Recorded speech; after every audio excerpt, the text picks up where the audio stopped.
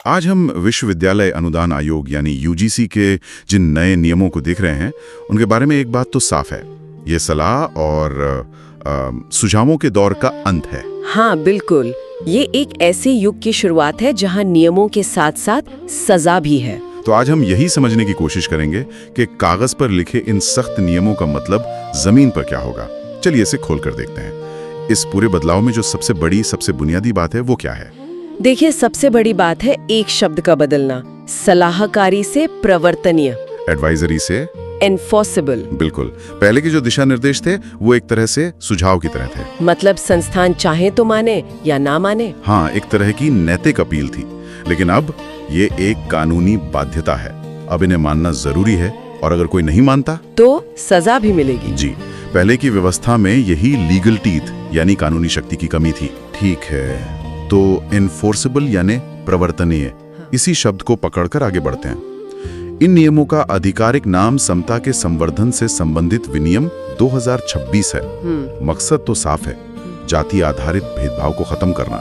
लेकिन हमारे स्रोत ये बताते हैं कि भेदभाव की परिभाषा को ही बहुत बदल दिया गया है, उसे बहुत व्यापक बना दिया गया है। इसका क्या मतलब है? इसका मतलब है कि अब भेदभाव को ना बहुत संकीर्ण नजरिए से नहीं देखा जा सकता। इसमें कई परतें जोड़ी गई हैं। अच्छा। हाँ, पहली और सबसे महत्वपूर्ण बात तो ये है कि इसमें सिर्फ अनुसूचित जाति यानी एससी और अनुसूचित जनजाति एसटी ही नहीं है। तो फिर पहली बार अन्य पिछड़ा वर्ग यानी ओबीसी को भी स्पष्ट रूप से शामिल किया गया है। ओबीसी को शामिल करना तो वाकई एक बहुत बड़ा कदम है। हाँ, इसका असर क्या होगा? इसका असर ये है कि अब ये माना जा रहा है कि भेदभाव का अनुभव सिर्फ एससी एसटी समुदायों तक ही सीमित नहीं है।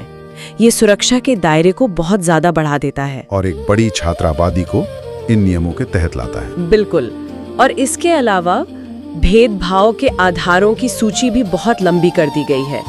ये सिर्फ जाति तक सीमित नहीं है। तो इसमें और क्या क्या शामिल है? इसमें धर्म, नस्ल, लिंग, जन्मस्थान, संस्कृति और विकलांगता भी शामिल है। यानी किसी भी आधार पर किसी छात्र को अलग थलग महसूस नहीं कराया जा सकता। जी, लेकिन जो सबसे दिलचस्प पहलू है वो ये है कि नियम कहता है कि भेदभाव प्रत्यक्ष मतलब डायरेक्ट या अप्रत्यक्ष यानी इनडायरेक्ट दोनों हो सकता है। अप्रत्यक्ष भेदभाव, ये थोड़ा समझने में मुश्किल है। कोई उदाहरण दे सकती हैं कि ये असल में कैसा दिखता है? जरूर। प्रत्यक्ष भेदभाव तो साफ होता है, जैसे किसी छात्र को उसकी जाति के कारण किसी हॉस्टल विंग में कमरा न देना। हाँ, ये तो सीधा सीधा है। पर अप्रत्यक्ष भेदभाव ज्यादा सूक्ष्म होता है। मान लीजिए कोई कॉलेज एक नियम बनाता है कि एक प्रतिष्ठित इंटर्नशिप के लिए सिर्फ वही छात्र आवेदन कर सकते हैं जिनके माता पिता किसी खास प्रोफेशन में हो या जिनकी पारिवारिक आय एक निश्चित स्तर से ऊपर हो। सतह पर तो ये नियम जातिगत नहीं लगता।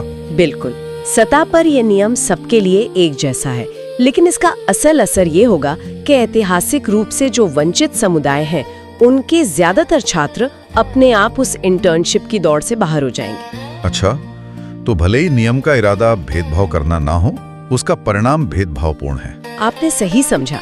इन नए नियमों के तहत इसे भी भेदभाव माना जाएगा। मूल सिद्धांत ये है कि कोई भी नीति या व्यवहार जो शिक्षा में समानता के अवसर को बाधित करे या किसी की मानवीय गरिमा का उल्लंघन करे, वो भेदभाव है। ठीक है, तो परिभाषा तो एकदम साफ और बहुत मजबूत कर दी गई है, लेकिन असली चुनौती तो इसे लागू करने में आती है। एक बड़े कॉलेज या यूनिवर्सिटी के अंदर इस सिस्टम को चलाएगा कौन? क्योंकि समितियां और सेल तो पहले भी होते थे। आपने बिल्कुल सही नब्ज पकड़ी है, और इसी चुनौती से निपटने के लिए एक संस्थागत ढांचा तैयार किया गया है।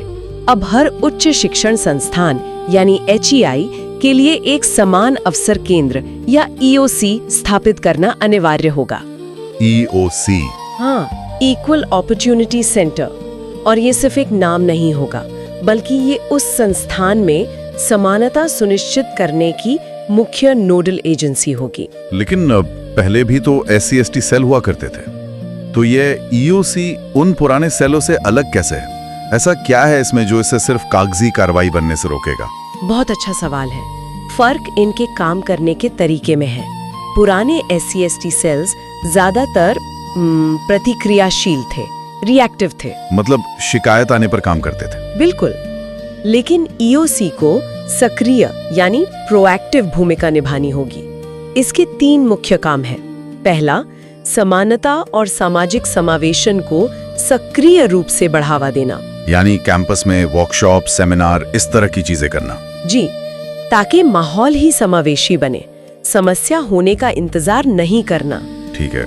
दूसरा, सभी छात्रों के लिए समान पहुंच सुनिश्चित करना, चाहे वो लाइब्रेरी हो, लैब हो, हॉस्टल हो या स्कॉलरशिप। ईओसी को ये सब देखना होगा। हाँ, और तीसरा जो पारंपरिक काम है, भेदभाव से जुड़ी शिकायतों का निष्पक्ष और समय पर समाधान करना। ठीक है, तो ईओसी एक नोडल एजेंसी है, लेकिन हमारे स्रोतों में एक समता समिति या इक्विटी कमेटी का भी जिक्र है। ये क्या है? ये ईओसी के तहत ही काम करेगी, लेकिन आप इसे इस पूरे सिस्टम का दिल या दिमाग कह सकते हैं। अच्छा। हर संस्थान को यह समिति बनानी होगी और इसके अध्यक्ष संस्थान के प्रमुख होंगे, यानी वाइस चांसलर या डायरेक्टर। तो जिम्मेदारी सीधे शीर्ष नेतृत्व पर डाल दी गई है। एकदम, ये सबसे पहली और बड़ी जवाबदेही तय करता है। और इसकी संरचना के बारे में भी कुछ खास बताया गया है ना? हाँ, और वही इसकी सबसे बड़ी ताकत है। इसकी संरचना में ही समावेश की गारंटी है। समिति में अनुसूचित जाति, अनुसूचित जनजाति, अन्य पिछड़ा वर्ग के प्रतिनिधियों का होना अनिवार्य है, और साथ ही दिव्यांग व्यक्तियों और महिलाओं का प्रतिनिधित्व भी जरूरी है। मतलब जिन समुदायों के हितों की रक्षा के लिए ये नियम बने हैं, उनकी आवाज अब सीधे निर्णय लेने वाली मेज पर होगी। एकदम सही, ये एक भागीदारी वाला मॉडल है। अब फैसले बंद कमरों में कुछ लोगों द्वारा नहीं लिए जाएंगे, बल्कि उन लोगों की मौजूदगी में लिए जाएंगे जो जमीनी हकीकत को समझते हैं। जी, यही चीज इसे पिछले मॉडल से अलग और ज्यादा प्रभावी बनाती है। समिति और केंद्र तो बन गए, पर अक्सर जवाबदेही तय करना ही सबसे मुश्किल होता है। क्या इन नियमों में कुछ ऐसा है जो संस्थान के प्रमुख को बहाना बनाने से रोकता है? बिल्कुल, और यहीं पर ये नियम सबसे ज्यादा सख्त होते हैं। जवाबदेही की एक बहुत स्पष्ट और कड़ी श्रृंखला बनाई गई है। कैसे? ईओसी हर 6 महीने में अपनी रिपोर्ट संस्थान के प्रमुख को देगा। अब यहाँ पर एक बहुत महत्वपूर्ण शब्द आता है, डायरेक्ट लायबिलिटी। डायरेक्ट लायबिलिटी, सीधी उत्तरदायित्व। इसका मतलब है कि अब सारा दारोमदार वाइस चांसलर पर है। आप बिल्कुल सही समझे। वो ये नहीं कह सकते कि ये किसी और विभाग की गलती थी। नहीं, अगर उनके संस्थान में नियमों का पालन नहीं होता है तो वो सीधे तौर पर जिम्मेदार माने जाएंगे। उन्हें यूजीसी को एक विस्तृत वार्षिक रिपोर्ट भेजनी होगी। तो जिम्मेदारी टालने की कोई गुंजाइश नहीं है। कोई गुंजाइश नहीं छोड़ी गई है। और अगर कोई संस्थान इन सब के बावजूद नियमों का पालन नहीं करता है तो क्या सिर्फ एक और नोटिस भेजा जाएगा? नहीं, अब बात नोटिस से बहुत आगे बढ़ गई है। बहुत आगे। अगर कोई संस्थान इन नियमों का पालन करने में नाकाम रहता है तो उसके लिए बहुत कठोर दंड का प्रावधान है। हाँ, और ये दंड सीधे संस्थान के अस्तित्व पर असर डाल सकते हैं। हाँ, स्रोतों में 3 मुख्य दंड बताए गए हैं। क्या है वो? पहला, यूजीसी से मिलने वाले सभी तरह के अनुदान यानी ग्रांट्स और फंड रोके जा सकते हैं। ये तो किसी भी सरकारी संस्थान के लिए बहुत बड़ा वित्तीय झटका होगा। बहुत बड़ा। ये उनके रोजमर्रा के कामकाज को भी प्रभावित कर सकता है। ये तो वाकई बहुत कड़ा है। और बाकी 2 दंड क्या है? दूसरा दंड संस्थान के विस्तार पर चोट करता है। संस्थान को कोई भी नया डिग्री, डिस्टेंस लर्निंग या ऑनलाइन कार्यक्रम शुरू करने की अनुमति नहीं दी जाएगी। मतलब अकादमिक विकास पर सीधी रोक। जी, और तीसरा जो सबसे कठोर कदम है वो है संस्थान की यूजीसी से मान्यता ही समाप्त कर देना। मान्यता समाप्त करना, ये तो किसी शिक्षण संस्थान के लिए एक तरह से अस्तित्व खत्म होने जैसा है। बिल्कुल, इसका मतलब है कि उनकी डिग्री की कोई कीमत नहीं रहेगी। ये एक तरह का न्यूक्लियर ऑप्शन है। और निगरानी का कोई और स्तर भी है? हाँ, एक राष्ट्रीय स्तर की निगरानी समिति भी होगी जिसमें नागरिक समाज, सिविल सोसाइटी के प्रतिनिधि भी शामिल होंगे। तो ये पूरे देश में नियमों के लागू होने पर नजर रखेगी? जी, और साल में कम से कम 2 बार बैठक करेगी। किसी भी यूनिवर्सिटी की मान्यता रद्द कर देना, ये तो बहुत ही कठोर कदम है। जाहिर है, यूजीसी ऐसा तभी करेगा जब समस्या बहुत ज्यादा गंभीर हो।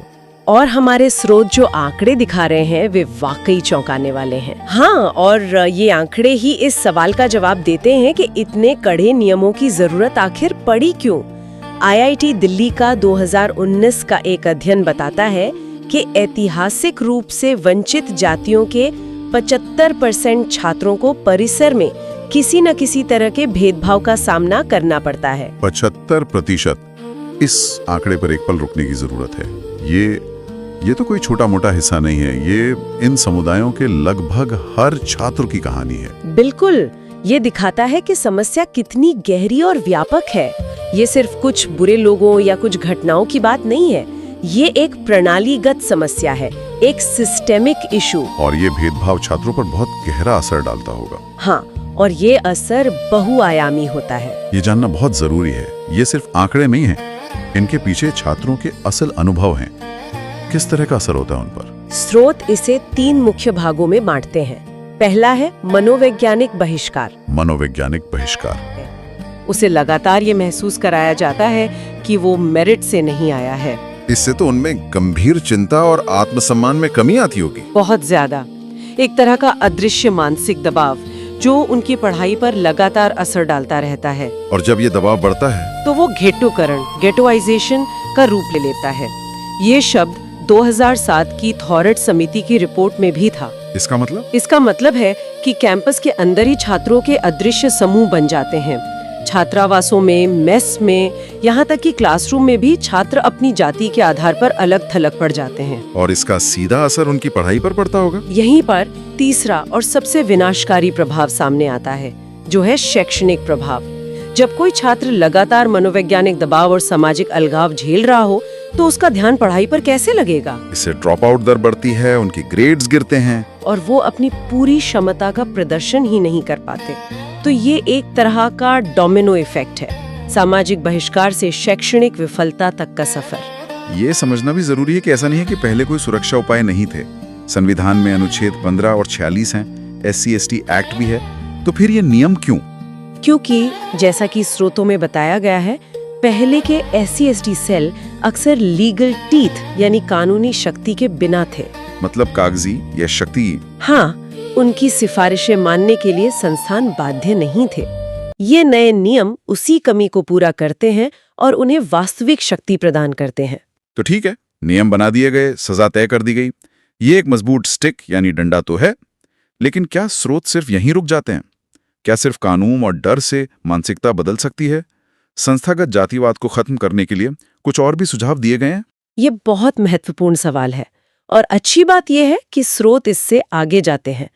वे समझते हैं कि सिर्फ दंडात्मक कार्रवाई काफी नहीं है। तो एक सकारात्मक माहौल बनाने के लिए क्या सुझाव है? एक सुझाव है कि राष्ट्रीय अनुसूचित जाति आयोग NSCC द्वारा सभी केंद्रीय विश्वविद्यालयों का वार्षिक शून्य भेदभाव सोशल ऑडिट किया जाए। Social audit? ये एक दिलचस्प विचार है। मतलब बाहर से कोई आकर जांचेगा कि जमीन पर माहौल कैसा है? जी, सिर्फ कागज पर नहीं। इसके अलावा शिक्षा के स्तर पर भी कुछ बहुत प्रगतिशील सुझाव हैं। जैसे पाठ्यक्रम में सुधार, पाठ्यक्रम को उपनिवेशवाद से मुक्त करने, डीकोलोनाइज करने और उसमें दलित इतिहास, साहित्य और विचारकों को उचित स्थान देने की बात कही गई है। ये तो ज्ञान के स्तर पर बदलाव लाने की कोशिश है। छात्रों के लिए कोई सुझाव है? हाँ, नए छात्रों के लिए मेंटरशिप सर्कल बनाने का सुझाव है ताकि सीनियर छात्र उनकी मदद कर सकें। लेकिन एक बहुत जरूरी सुझाव फैकल्टी के लिए है। अच्छा, उनके लिए क्या? उनके लिए अनिवार्य अनलर्निंग कास्ट कार्यशालाएं आयोजित करने की बात कही गई है। अनलर्निंग कास्ट शालाएं, ये सुनने में तो बहुत दिलचस्प लेकिन मुश्किल भी लग रहा है। एक प्रोफेसर को इसमें क्या अनलर्न यानी भुलाना सिखाया जाएगा? इसका मकसद है फैकल्टी को उन सूक्ष्म उत्पीड़न यानी माइक्रो एग्रेशंस को पहचानने में मदद करना जो वे शायद अनजाने में कर जाते हैं। अच्छा, जैसे कोई टिप्पणी या मजाक? हाँ, कोई ऐसी बात जो सतह पर सामान्य लगती है लेकिन किसी खास समुदाय के छात्र के लिए अपमानजनक हो सकती है, जैसे किसी छात्र की अंग्रेजी का मजाक उड़ाना या ये मान लेना कि वो किसी खास विषय में कमजोरी होगा। बिल्कुल।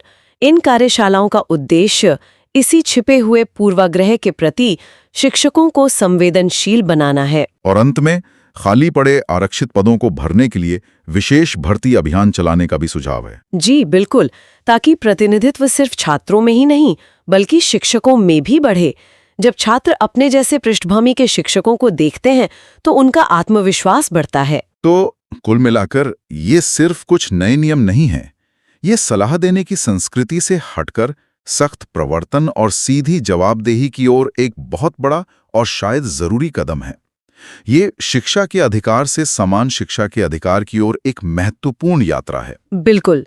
ये नियम एक बहुत मजबूत कानूनी और संस्थागत ढांचा प्रदान करते हैं। ये एक तरह से सिस्टम को ठीक करने की कोशिश है, लेकिन इनकी असली सफलता इस बात पर निर्भर करेगी कि संस्थाएं इन्हें किस प्रतिबद्धता के साथ लागू करती हैं। और परिसरों में सिर्फ नियमों के डर से नहीं, बल्कि समानता की एक वास्तविक संस्कृति को बढ़ावा देने के लिए कितने इच्छुक हैं। हाँ, यही असली चुनौती होगी। जाते जाते श्रोताओं के लिए एक विचार छोड़ते हैं। स्रोतों ने संस्थागत बदलाव के लिए एक व्यापक योजना तैयार की है, नियम, समितियां, दंड और सांस्कृतिक बदलाव की पहल। लेकिन कागज पर नियमों को बदलने के अलावा किसी परिसर के भीतर दिन प्रतिदिन के सामाजिक व्यवहार और लोगों के दिमाग में गहरी बैठी हुई धारणाओं को बदलने में सबसे बड़ी अनपेक्षित चुनौती क्या हो सकती है?